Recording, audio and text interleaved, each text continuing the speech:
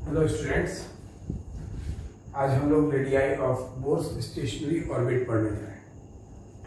लेकिन ये बताएं, किसी बेसिक एग्जाम हो या बिहार बोर्ड या कोई और स्टेट बोर्ड या कोई कंपटीशन एग्जाम, एयरफोर्स, नेवी, सब में ये सब टॉपिक बहुत इम्पोर्टेंट है और इसको कॉन्सेप्चुअली समझना बहुत जरूरी है। तो सबसे पहले इसमें हम लोग radii of bourse stationery orbit पढ़ने जा रहे हैं। तो उस एटम की बात करते हैं जिसका एटॉमिक नंबर जेड है। तो एटॉमिक नंबर जेड है तो उसका नंबर ऑफ प्रोटॉन भी जेड होगा। तो चार्ज ऑफ प्रोटॉन मतलब ये न्यूक्लियस का चार्ज होगा जो प्लस जेड ई होगा। तो अभी हम लोग एक न्यूक्लियस बनाते हैं, ये प्लस जेड ई, और ये कोई ऑर्बिट स्टेशनरी ऑर्बिट है जहाँ ये इलेक्ट्रॉन माइनस ई है जिसका मास m है। ये v वेलोसिटी के साथ ये मूव कर रहा है। इसके रेडियस को आप r समझ रहे हैं और ये आपको मालूम है कि ये प्लस है और ये माइनस है। इनके बीच में क्या होगा? एक अट्रैक्शन होगा। ये प्लस इस माइनस को अपनी ओर खींचेगा, मतलब सेंटर की ओर खींचेगा। जब ये सेंटर की ओर खींचेगा तो अट्रैक्शन होगा, और जब ये अट्रैक्शन होगा तो अट्रैक्टिव फोर्स चार्ज का, ये प्लस माइनस का अट्रैक्टिव फोर्स कहाँ से मिलेगा? तो कूलम्ब्स लॉ से मिलेगा। और वो Coulomb's law F is equal to है K(Q1Q2)/r²। F फोर्स है, K कांस्टेंट है जिसके जगह आप 1/4 पे एप्सिलॉन नॉट भी लिख सकते हैं। Q1 की जगह प्लस जेड ई है, इसमें साइन नहीं लिखेंगे आप। Q2 की जगह माइनस ई है, साइन नहीं लिखिए। डिस्टेंस यहाँ पे r² है। ये F बराबर मिला K (Zd²/r²। लेकिन ये कैसा फोर्स है? तो ये अट्रैक्टिव फोर्स है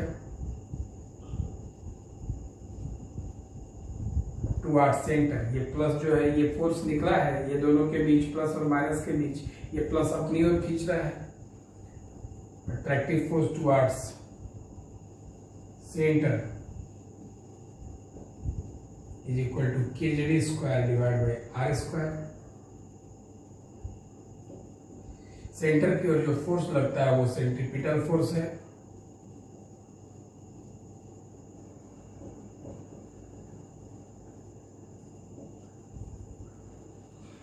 और आपको मालूम है कि सेंट्रीपिटल फोर्स का वैल्यू 11 में आपको बताया गया था, mv²/r होगा। KZd² उधर से उतार लिया जाए। m मतलब मास, किसका मास? तो जो सर्कुलर मोशन में घूम रहा है, सर्कुलर पाथ में कौन घूम रहा है? तो इलेक्ट्रॉन का मास है। v उसी का वेलोसिटी और r रेडियस है, और इसमें r डिस्टेंस है, लेकिन यहाँ दोनों का वैल्यू इत्तेफाक से बराबर है। ये r से ये r कैंसिल हो गया। यहां से आपको मिला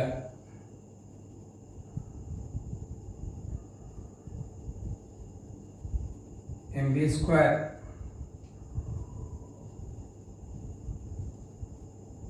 इज इक्वल टू KZd²/r। इसको आप इक्वेशन 1 सपोज कर लेते हैं। सेकेंड पोस्टुलेट से आपको मालूम है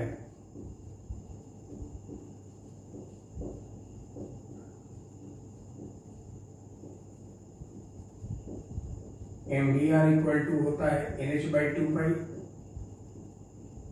यहां से आप करते हैं क्या कि v का वैल्यू निकाल लेते हैं, तो ये m × r जो है इधर आ जाएगा।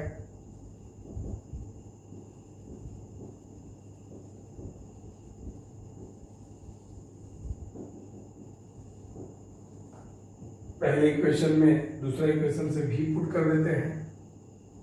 फ्रॉम 1 m उतार लीजिए आप,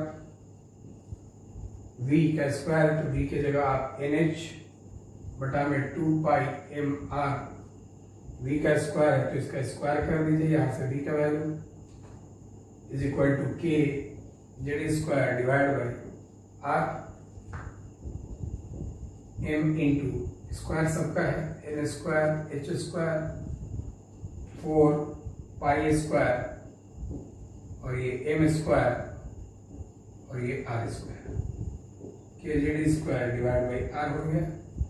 एक एम से ये एक एम कट गया और यहाँ एक आर से ये भी आर कैंसिल हो जाएगा। N square H square divide by 4 pi square M into R equal to K Z square. यहाँ से हमें रेडियस निकालना है, तो रेडियस को ऐसा करते कि इधर भेज के इसको इधर ला देते हैं।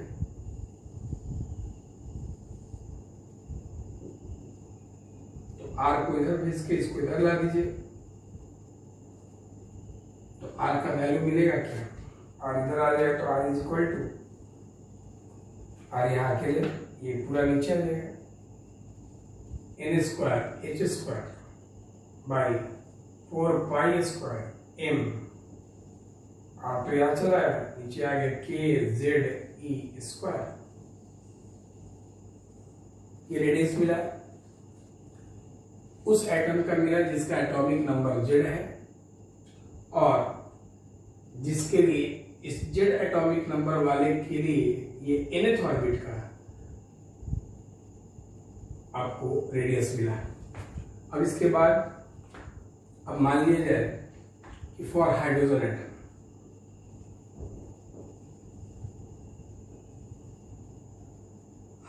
एटम की बात करते हैं। तो हाइड्रोजन एटम की बात करें तो उसके लिए आप जेड का वैल्यू क्या रखेंगे? 1 रखेंगे। ध्यान दीजिएगा,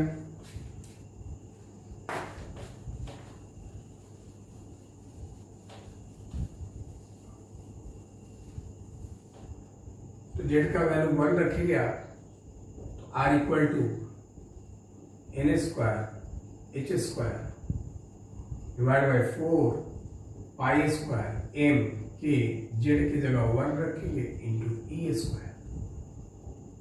तो R is equal to N square by H square divide by 4 pi square M K E square. ये रेडियस मिला हाइड्रोजन एटम के लिए, हाइड्रोजन के लिए मिला, लेकिन हाइड्रोजन का ये nth ऑर्बिट का रेडियस है। अगर हाइड्रोजन में भी बोस का मानना था कि बहुत सारे रेडियस हैं, बहुत सारे ऑर्बिट हैं, तो उसके फर्स्ट ऑर्बिट का हमको निकालना हो। और first orbit n is equal to 1,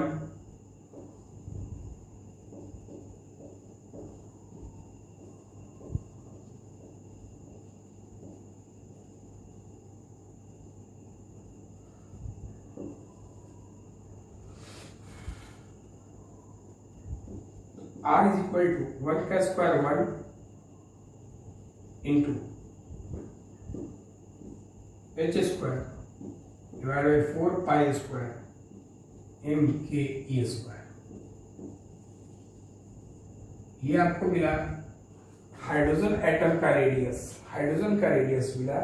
लेकिन ये हाइड्रोजन का रेडियस तो जरूर है, लेकिन ये हाइड्रोजन के फर्स्ट ऑर्बिट का रेडियस है। ये हाइड्रोजन के फर्स्ट ऑर्बिट का रेडियस है। अब इसके बाद इसमें आप इसका न्यूमेरिकल वैल्यू भी निकाल सकते हैं। और न्यूमेरिकल वैल्यू बहुत इंपॉर्टेंट कॉन्सेप्ट है, हर कंपटीशन में पूछा जाता है। एयरफोर्स, नेवी, डिफेंस, किसी भी सेक्टर में आप जाते हैं, क्वेश्चन बहुत इंपॉर्टेंट है। प्लांक कांस्टेंट बोर्ड में भी आता है, सीबीएसई वगैरह सब में। प्लांक कांस्टेंट का वैल्यू 6.63 इंटू 10 पर -34 एच का स्क्वायर है, इसका स्क्वायर डिवाइड बाई 4 पाई का वैल्यू 3.14 का whole square. M mass of electron बताए थे 9.1 इंटू 10 पर -31 kg। के कांस्टेंट 1/4 पे एप्सिलॉन नॉट वाला कांस्टेंट है।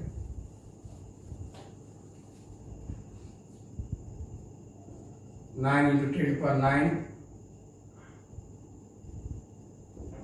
ई 1.6 इंटू 10⁻19 ई का स्क्वायर है तो इसका भी स्क्वायर, एच स्क्वायर वैल्यू ले दिए, 4 पाई का स्क्वायर लिए, एम इसका मास ले दिए, के इसका वैल्यू ले दिए और ई आपके सामने है 1.6 इंटू 10⁻19 का स्क्वायर।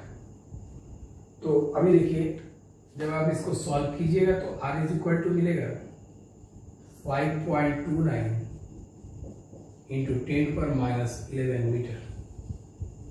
ये इसका न्यूमेरिकल वैल्यू मिलेगा। हाइड्रोजन का रेडियस है फर्स्ट ऑर्बिट का 5.29 इंटू 10⁻11। अगर आप चाहें तो आप डेसिमल को यहाँ ला सकते हैं, तो ये 0.529 इंटू 10⁻10 मीटर हो जाएगा। ध्यान दीजिएगा। तो अब इसके बाद दस का पावर -10 मीटर का मतलब एंगस्ट्रॉम होता है। तो ये radius of atom, hydrogen atom मिला फर्स्ट ऑर्बिट के लिए। अब ये जो रेडियस मिला, इस रेडियस के बाद एक पॉइंट, यहां पे क्या मालूम चलता है, जैसे आपने एक निकाला था आर स्क्वायर, आर का value sorry N square H square divide by 4 pi square M K Z E square. बहुत लोग यहीं पर लिख देते हैं R directly proportional to N square, लेकिन यहां नहीं, ये इसके लिए नहीं है। अब देखिए ध्यान से, इसमें क्या है, वो रिलेशन यहां तो लागू होता है लेकिन ये परफेक्ट वो नहीं है। वो कहां परफेक्टली है उसके लिए हम बता रहे तुरंत 2 मिनट में। ये N square, N number of orbit change करता है।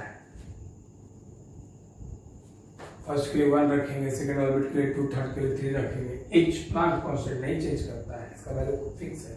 4 फिक्स है, 5 भी फिक्स है, M mass of electron fix है, के फिक्स है, लेकिन जेड चेंज करता है। एटॉमिक नंबर हाइड्रोजन के लिए 1 रखे थे आप, लेकिन सोडियम होता तो 11 रखते हैं, मैग्नीशियम के लिए 12 रखते हैं। ई भी नहीं चेंज करता है, तो जो चेंज करता है उसको अलग कर दें और जो कांस्टेंट है उसको अलग कर दें। तो ये कांस्टेंट वाले को अलग कर रहे हैं।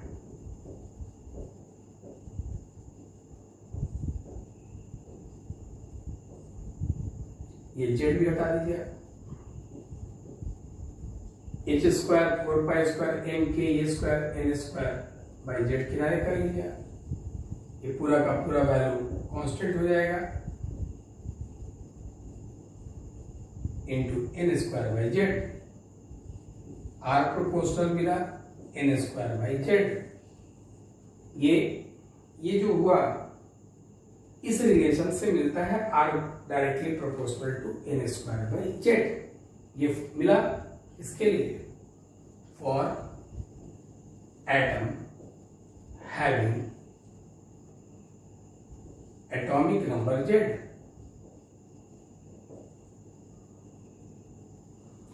इस फॉर्मूला से आपको मिलेगा R proportional N square by Z. लेकिन अभी आप देखिए हाइड्रोजन के लिए, तो हाइड्रोजन के लिए आपने देखा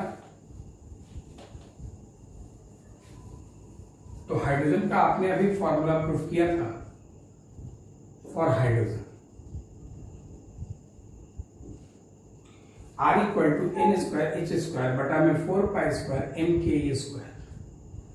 ये हाइड्रोजन के लिए आपने प्रूफ किया था। और अब इसके बाद जो है इसमें केवल आपको पता चलता है कि हाइड्रोजन में उन्होंने बताया कि इसमें भी बहुत सारे ऑर्बिट हैं। तो इसमें जो है बहुत सारे जो ऑर्बिट है उनकी बात करते हैं, ये first orbit, second orbit, third orbit, लेकिन एटॉमिक नंबर तो उसका एक ही है। तो जेड तो फिक्स है, उसको आपने हटा दिया। लेकिन इसके लिए उन्होंने कहा नंबर चेंज करेगा, जब एक से अधिक उसमें ऑर्बिट है तो भाई नंबर चेंज करेगा। तो ये आप नंबर चेंज करेगा तो इसमें नंबर बदलने वाला है, तो आर इक्वल टू बदलने वाले को अलग रख लीजिए।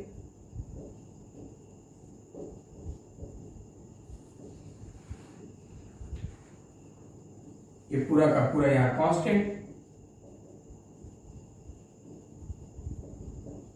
n स्क्वायर, तो ये प्रोपोर्शनल हो गया r प्रोपोर्शनल n स्क्वायर। ये r प्रोपोर्शनल n स्क्वायर किसके लिए है? केवल हाइड्रोजन के लिए। दूसरे एटम की बात करें तो r प्रोपोर्शनल होगा n स्क्वायर बाई z।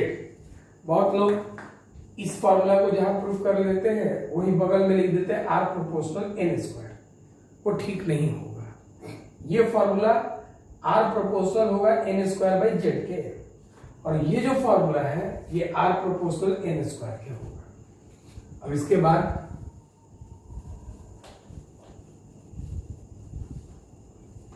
हम लोग वेलोसिटी ऑफ इलेक्ट्रॉन फाइंड करेंगे।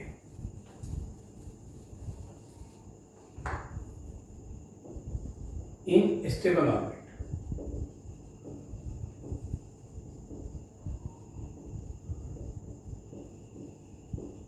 अब लगभग हर एक्सप्रेशन आपको याद हो गया, इसको हम डायरेक्ट लिख लेते हैं।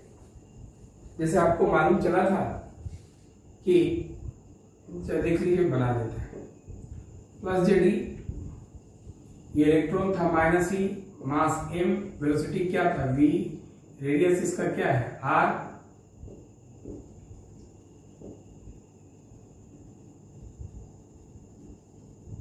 अब इसकी बात यहां देखिए, F इज इक्वल टू, आप यहाँ ये प्लस जो है माइनस को अपनी ओर अट्रैक्ट करेगा सेंट्रीपिटल फोर्स से। F is equal to k Q1 Q2 by R square, K Q1 की जगह यहाँ प्लस जेडी है और जेडी लिखेंगे, Q2 की जगह यहाँ माइनस ई है तो ई लिखेंगे, divide by R square, m बराबर हो गया के जेडी स्क्वायर बटा में आर स्क्वायर। ये जो फोर्स है वो आपको मालूम है कि सेंट्रीपिटल फोर्स है, वो के जेडी स्क्वायर बटा में क्या है आर स्क्वायर। सेंट्रीपिटल फोर्स का वैल्यू mv स्क्वायर बाई क्या होता है r होता है, के जेडी स्क्वायर बटा में क्या हो गया आर स्क्वायर। एक आर से ये एक आर कैंसिल हो गया, mv square is equal to हो गया K Z E square divide by क्या आर। अब यहाँ से आपको वेलोसिटी निकालना है, तो आप ऐसा करें कि इसमें से r निकाल लीजिए। r का वैल्यू के Z e square divide by mv square, इसको हम एक इक्वेशन मान लेते हैं। इससे भी बहुत इंटरेस्टिंग रिजल्ट निकलने वाला है, ध्यान रखिएगा। बोस पोस्टुलेट से mv R equal to nh by 2 pi, यहां से भी आप r का वैल्यू निकाल लीजिए।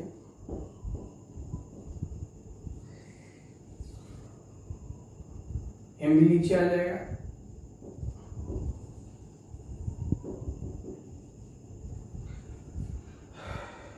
फ्रॉम 1 and 2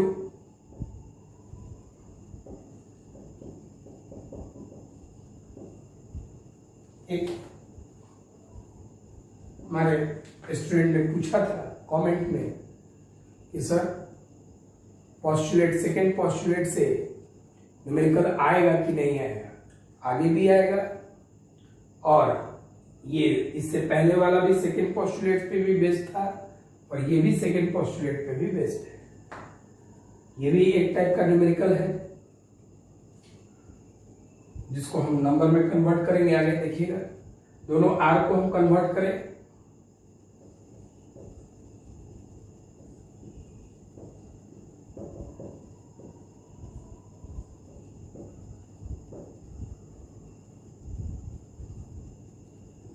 m से m कैंसिल, एक v से एक v कैंसिल। यहां से हमको वेलोसिटी फाइंड करना है, v को यहां से यहां भेज दीजिए, और 2 पाई को उधर भेज दीजिए, 2 पाई के जेडी स्क्वायर, और ये v यहां आएगा और NH के साथ रहेगा, NH को इधर भेज दीजिए आप। तो ये वेलोसिटी निकला है। तो वेलोसिटी ऑफ इलेक्ट्रॉन मिला 2 pi K Z e square divide by NH। अगर आप इससे आपसे कोई पूछे कि फॉर हाइड्रोजन बताइए ये किसके लिए वेलोसिटी ऑफ इलेक्ट्रॉन है, तो उस एटम के लिए जिसका एटॉमिक नंबर Z है और वो Z वाले nth जेड एटॉमिक नंबर वाले इलेक्ट्रॉन का तो है, लेकिन ये nth ऑर्बिट का है, मतलब जिस ऑर्बिट का nth ऑर्बिट का है, ध्यान रखिएगा। हाइड्रोजन एटम की बात करें तो जब आप हाइड्रोजन एटम की बात करते हैं तो जेड का वैल्यू 1 रखेंगे,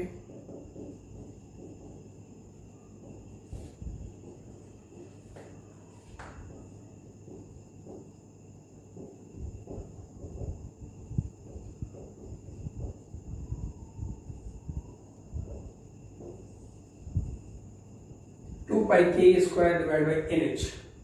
अब इसमें ये हाइड्रोजन के लिए वेलोसिटी, हाइड्रोजन के इलेक्ट्रॉन का वेलोसिटी है, लेकिन ये nth ऑर्बिट के लिए, तो फर्स्ट ऑर्बिट में इलेक्ट्रॉन है तब फॉर फर्स्ट ऑर्बिट, पहले ऑर्बिट के लिए, तो पहले ऑर्बिट के लिए तो आपको n का वैल्यू 1 रखना होगा।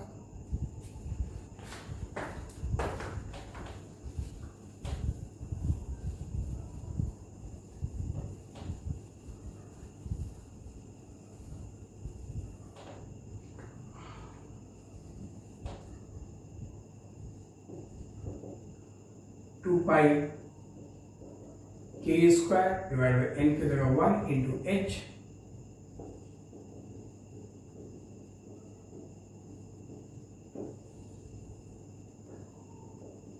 पाई की जगह 3.14, k का वैल्यू 9 इंटू 10 पर 9, e का वैल्यू 1.6 इंटू 10 पर -19 स्क्वायर, h का वैल्यू 6.626 या 6.63 -34। जब इसको आप सॉल्व करेंगे तो लगभग वैल्यू 2.2 इंटू 10 पर 6 मीटर पर सेकेंड आएगा। अब इधर सुनिए बात ध्यान से, ये जो वेलोसिटी ऑफ इलेक्ट्रॉन मिला वो हाइड्रोजन के लिए मिला, लेकिन वो फर्स्ट ऑर्बिट के इलेक्ट्रॉन का मिला। लेकिन ये सबसे इंटरेस्टिंग, इसमें क्या इंटरेस्टिंग बात है कि ये जो वैल्यू है वो लगभग नियरली स्पीड ऑफ लाइट के 1/37 पार्ट है, 1/137वां भाग है speed of light in vacuum के। अगर आप speed of light in vacuum 3 into 10 पर 8 होता है, उसमें आप 137 से लगभग भाग करेंगे तो इसी के आसपास वो वैल्यू आएगा। तो ये हुआ velocity of electron in stationery orbit. अभी हम लोग फ्रीक्वेंसी फाइंड करेंगे।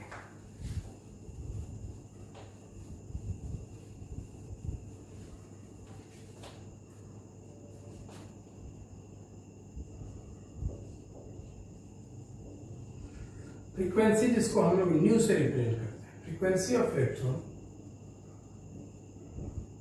इन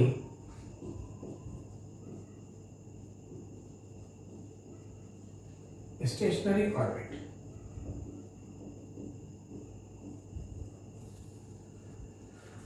ध्यान देंगे आप न्यू से, जैसे अभी आपको याद होगा सर्कुलर मोशन में आपने पढ़ा था कि v का वैल्यू जो होता है वो r ओमेगा होता है, और ओमेगा का वैल्यू 2.0 होता है, यह आप याद रखिए। तो अगर आप देखिए कि v का वैल्यू r ओमेगा, तो ओमेगा की जगह आप चाहे तो 2πν लिख सकते हैं। इसको आप एक इक्वेशन सपोज कर लीजिए, लेकिन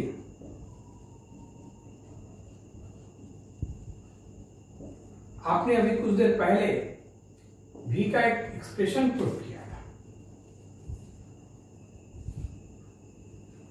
और वो शायद याद होगा कि v का वैल्यू आपने प्रूफ किया था 2πk Z square divide by NH। अब इसके बाद 2 मान लीजिए, ये भी b और ये भी b,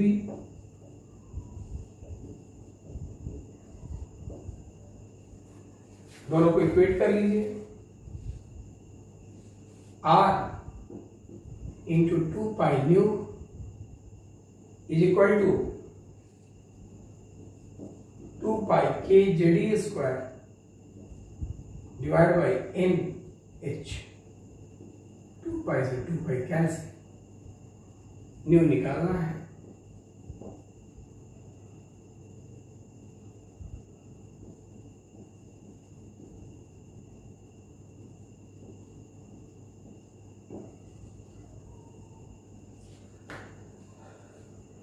के जेडी स्क्वायर बटा में एन एच आर, ये जो वैल्यू आपको मिला ये फ्रीक्वेंसी का वैल्यू मिला, लेकिन किसके लिए मिला? तो उस एटम के लिए मिला जिसका एटॉमिक नंबर जेड है, और जेड वाले के nth ऑर्बिट में जो इलेक्ट्रॉन है उसके लिए मिला, और उसका रेडियस एक पॉइंट ये भी है। इसमें 3 चीज चेंजेबल है, जेड, एन और आर, ये आप याद रखेंगे।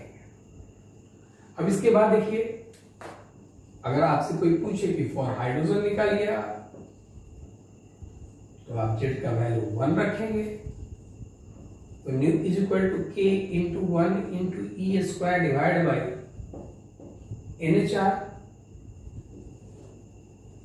तो न्यू का वैल्यू आया K E square divide by N H R. ये हाइड्रोजन का जो मिला ये फ्रीक्वेंसी है, लेकिन ये हाइड्रोजन का फ्रीक्वेंसी है, लेकिन उस इलेक्ट्रॉन का जो nth ऑर्बिट में है। अभी भी ये कांस्टेंट है, ये कांस्टेंट है, ये कांस्टेंट है, लेकिन n और r चेंज करेगा, ये भी n और r पर डिपेंड करता है। अब अगर मान लिया कोई आपसे पूछे कि फॉर फर्स्ट ऑर्बिट बताइए आप, तो इसमें आपको n के जगह 1 लिखना होगा और r के जगह फर्स्ट ऑर्बिट का रेडियस। ये आपको याद होगा कि हाइड्रोजन का रेडियस आपने कुछ देर पहले प्रूफ किया था, 5 × 10⁻9 × 10⁻11 मीटर, जिसको आपने 0.529 एंगस्ट्रॉम लिखा था। तो अब ये आप पुट कर सकते हैं, ये भी दोनों वैल्यू याद, दोनों वैल्यू चेंजेबल है। ये सेकेंड ऑर्बिट तो सेकेंड ऑर्बिट का रेडियस, थर्ड ऑर्बिट का रेडियस, जेड जो यहाँ पे एटॉमिक नंबर जिसका आप निकाले उसका है, लेकिन हाइड्रोजन के जेड की जगह 1। अब एक चीज ध्यान रखेंगे, ये इत्तेफाक है कि इन्होंने कहा, इनका लिमिटेशन में हम बताएंगे, ये मोस्टली छोटे एटम के लिए ज्यादा ये इनका रूल जो है सेटिस्फाई करता है, हाइड्रोजन लाइक। आगे हम बताएंगे इसके लिमिटेशन में,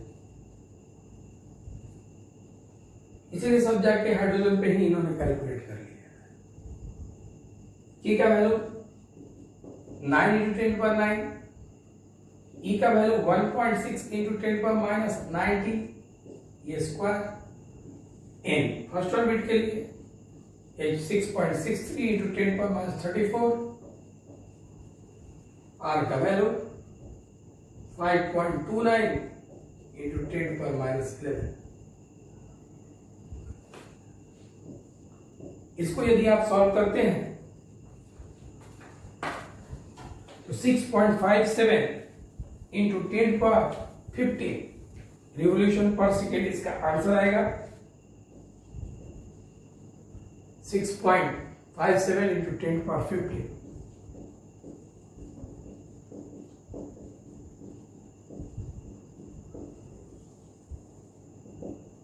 ये रिवोल्यूशन पर सेकेंड ये आपको मिला। तो इसमें है क्या कि आपको ये पता चल रहा है कि ये हाइड्रोजन के फर्स्ट ऑर्बिट का इलेक्ट्रॉन जो है उसका ये फ्रीक्वेंसी दिया है, ये हुआ।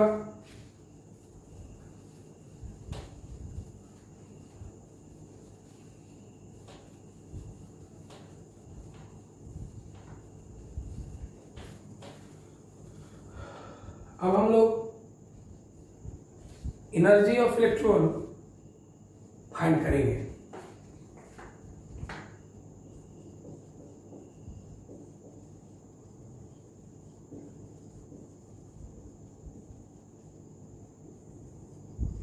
एक एटम जिसका एटॉमिक नंबर जेड है,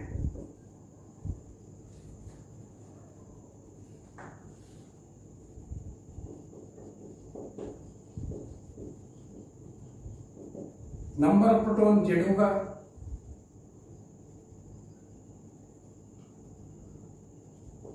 charge in nucleus plus Z. बनाते इसको हम,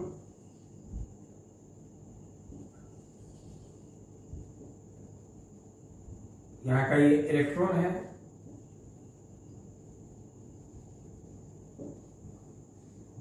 इससे भी आप जो हाइड्रोजन वाला एनर्जी प्रूफ किए थे प्रूफ हो जाएगा।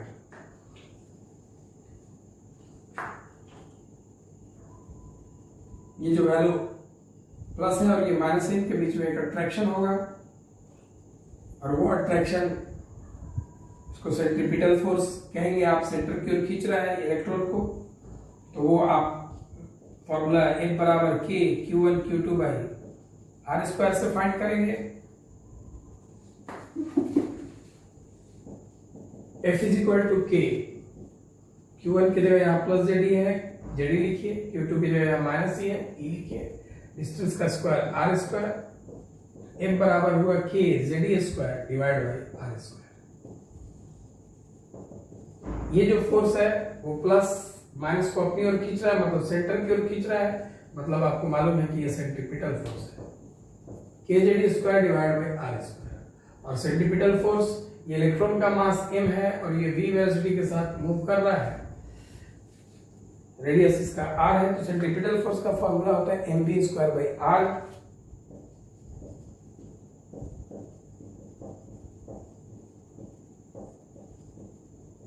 एक r से एक r कैंसिल हो जाएगा,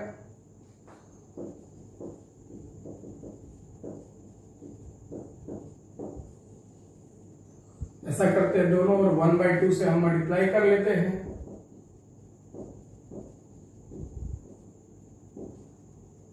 हाफ mv स्क्वायर जो हुआ वो काइनेटिक एनर्जी हुआ, फॉर्मूला है काइनेटिक एनर्जी का।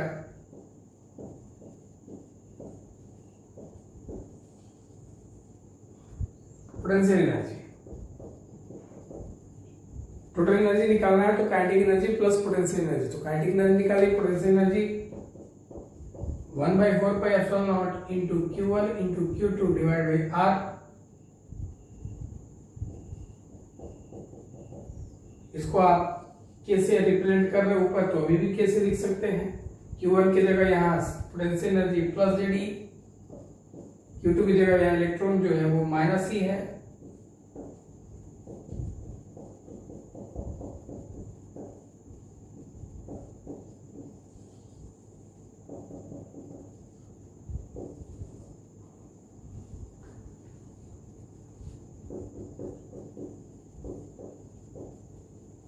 Total energy of electron,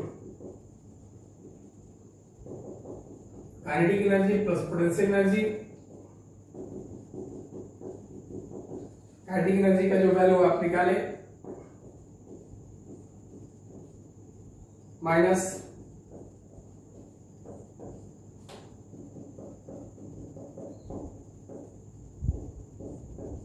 K JD square by R common,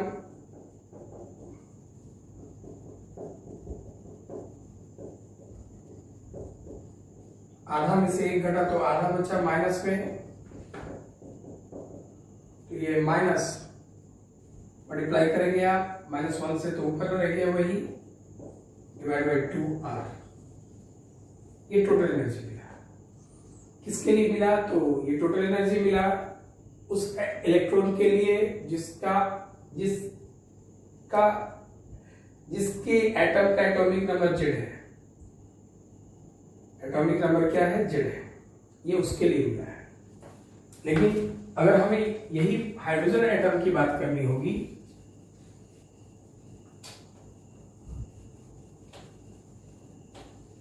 उस रिजल्ट का भी जरूरत भी पड़ेगा, ध्यान रखिएगा।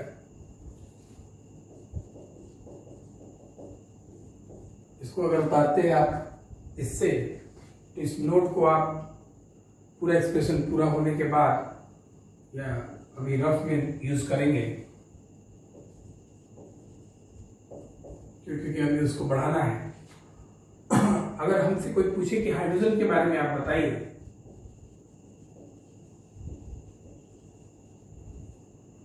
तो तो हाइड्रोजन के लिए एटॉमिक नंबर आप कितना रखते हैं 1, टोटल एनर्जी मिलता है माइनस के into 1 into E square by 2r।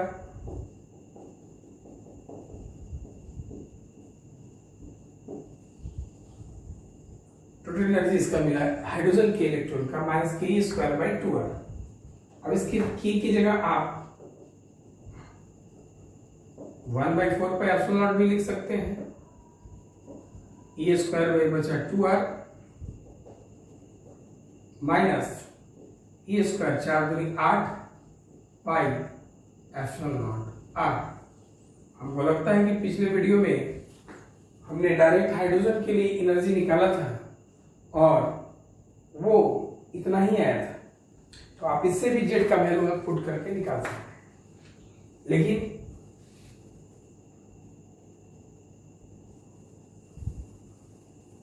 अब थोड़ा सा ध्यान देंगे, अभी आपने जो निकाला ये रफ नोट है, किनारे इसको आप लिखिएगा, इससे ये प्रूफ हुआ। लेकिन अभी जो हम बढ़ाने इसको जा रहे हैं, आपको ये मालूम है r का वैल्यू रेडियस आपने प्रूफ किया था n square by h square divide by 4 pi square m k z e square.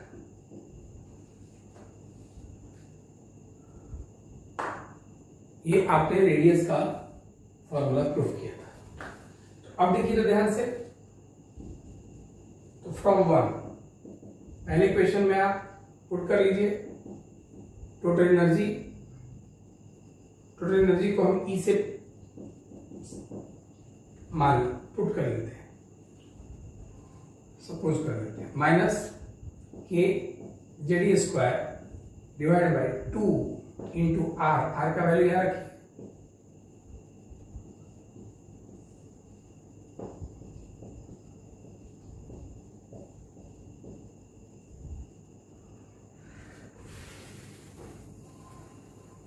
ये 2 से ये 4 कट जाएगा,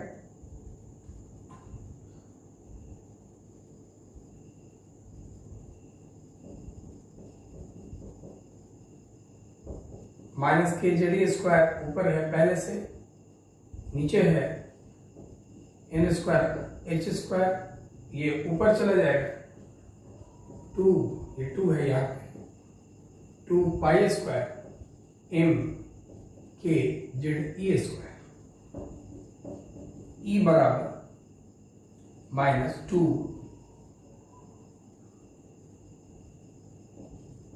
पाई स्क्वायर एम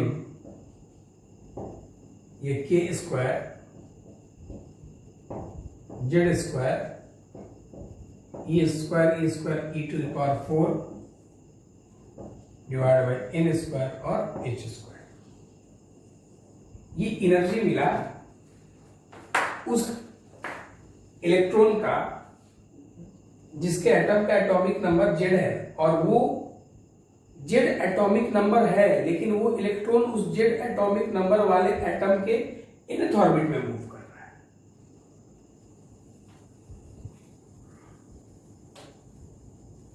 अब इसके बाद अगर आप चाहें तो इसको भी आप न्यूमेरिकल सॉल्व कर सकते हैं, इक्वल टू -2 पाई का वैल्यू 3.14 स्क्वायर एम, इसके लिए बोर्ड पूरा खाली चाहिए ना, बड़ा खाली उतार तो लिए होंगे आप लोग, उतार लीजिए, पुट करना है केवल वैल्यू,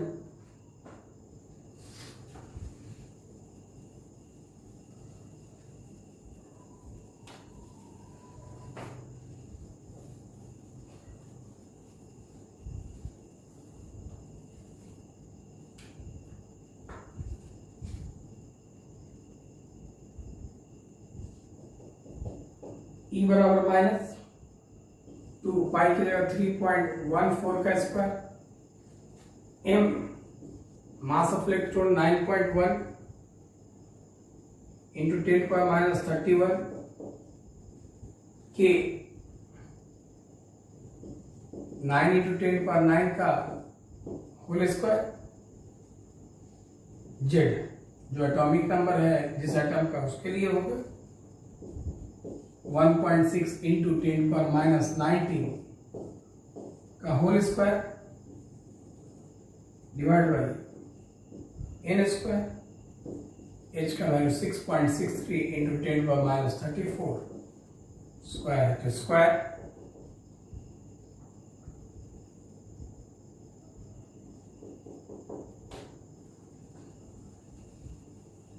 वैल्यू याद होगा।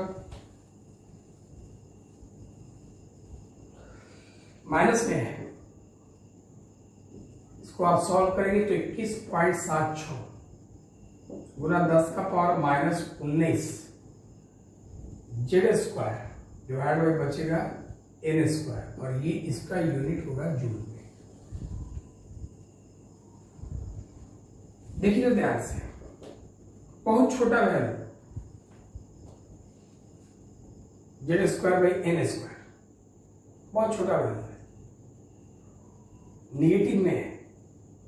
एनर्जी कभी पॉजिटिव नहीं हो सकता है। इलेक्ट्रॉन चाहे वो जिस एटम का हो और जिस ऑर्बिट का हो, जिस एटम की जिस ऑर्बिट का हो। अभी देखिए ध्यान से, 21.76 गुना 10 का power -19 into Z square divide by n square. इसको हम करते क्या है, 1.6 इंटू 10⁻19 से डिवाइड करते हैं, तो ये जूल जो होगा वो इलेक्ट्रॉन वोल्ट में कन्वर्ट हो जाएगा। इसको अगर आप डिवाइड करते हैं तो ये तो कैंसिल हो जाएगा, तो ये 13.6 बचेगा Z square by n square electron volt.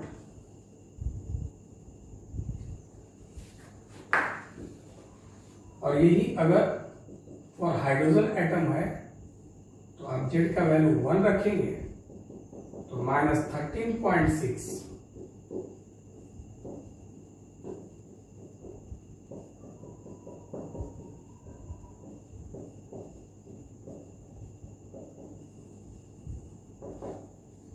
ये हाइड्रोजन एटम के लिए मिला।